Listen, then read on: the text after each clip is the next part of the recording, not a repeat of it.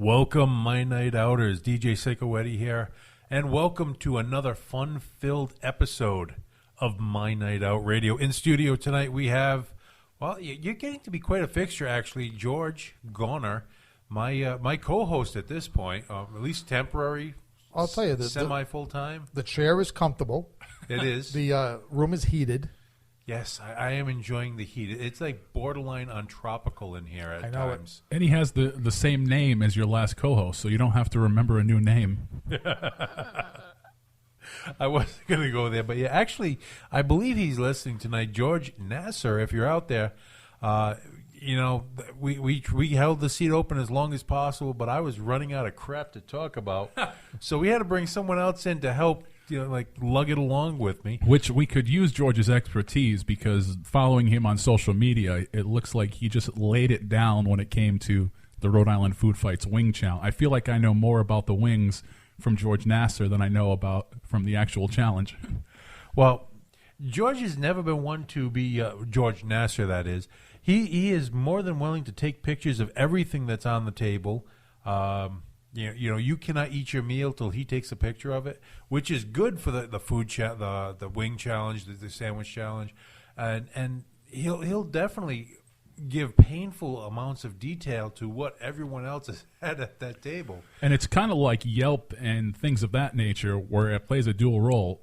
Most of the stuff looks delicious, but every once in a while you see something on there that just looks like Dookie, and to stay away from that restaurant. I made the mistake, and it was delicious. We went out to Carriage House Inn in North Kingstown. Yep. I made a mistake of taking a picture of my beef stew. Now, the beef stew was delicious. The picture, on the other hand, right, not so gross. much. It can be deceptive.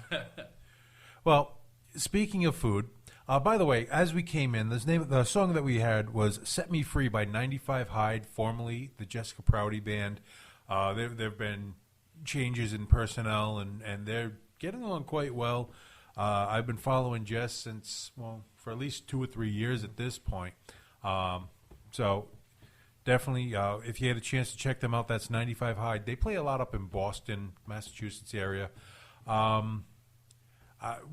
Going out to eat is, a passion at this point. It's something you have to do, because I don't feel like cooking.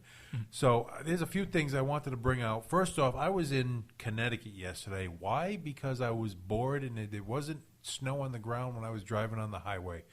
So we ended up in New London, Connecticut. Wow. The name of the place that I hit was the Northern Indian Restaurant.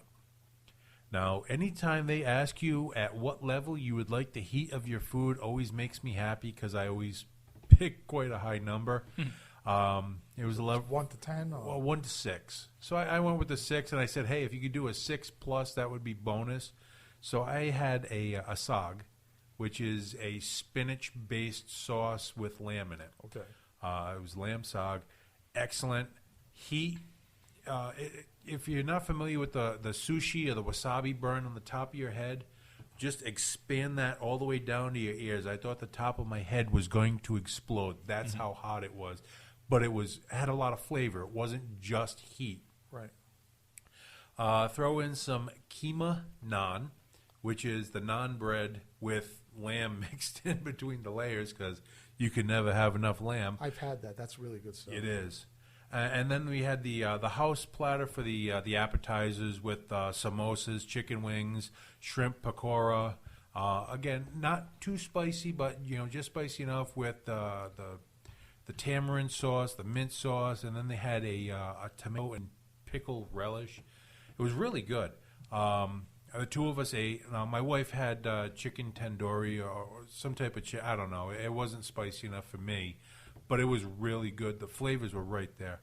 And I think by the time we were done, drinks and everything, we only spent about $46, $47 before tip.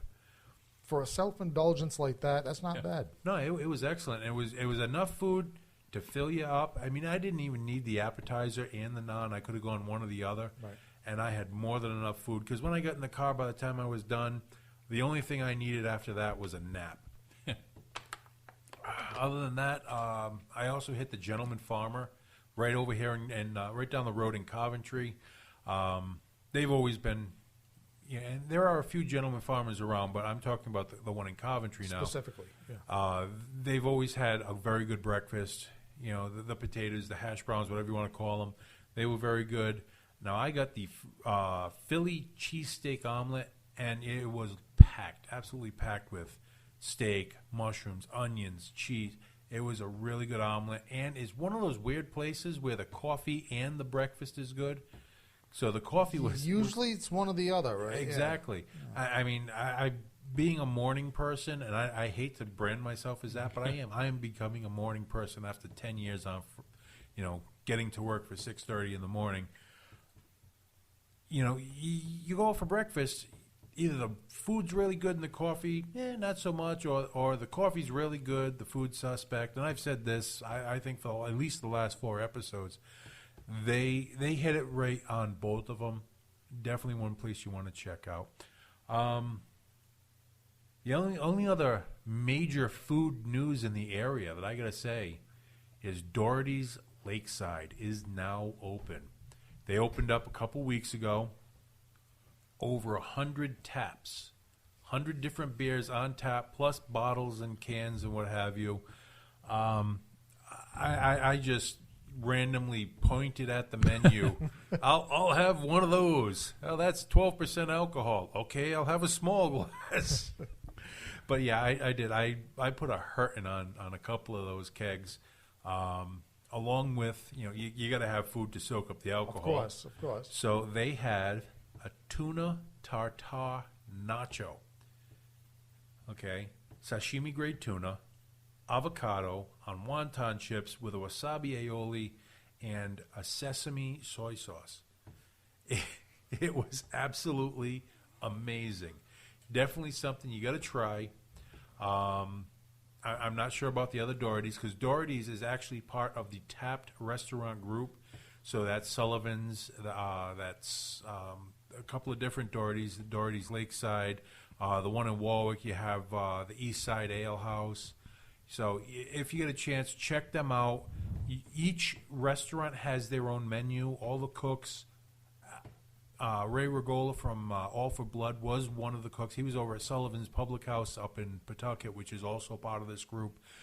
He's moved on to bigger and better things at this point, but the food is still awesome. And for all of our unemployed friends out there, as a new restaurant, Doherty's Lakeside is also now hiring.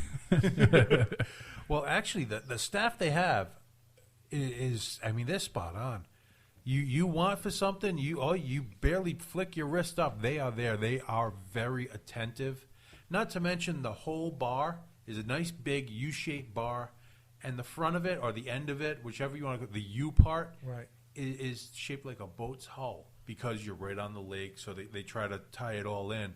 And the interior of the old Nino's, which is now Doherty's, they've renovated the whole building. It is beautiful. It was worth the wait, put it that way, because it took them almost a year and a half from inception to open doors.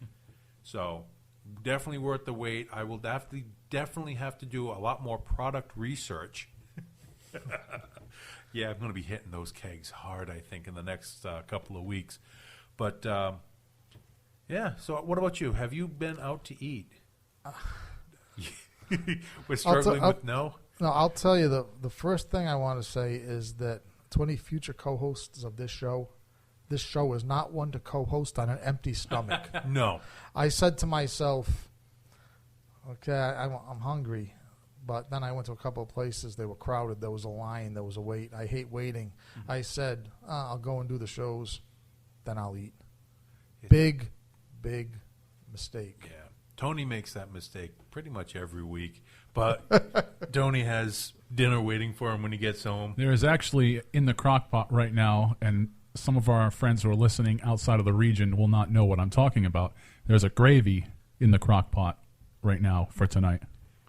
That'll be another whole. In fact, why don't we take some music and we'll get back to that whole gravy. The gravy concept, because that screwed me up as a kid. That confused me.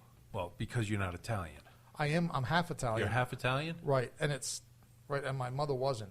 So, yeah, I was torn between my French mother and my Italian grandmother on my father's side. Now, I'm not one to look a gift horse in the mouth. There's a gravy simmering at home. Unfortunately, I had asked for chicken wings for supper tonight.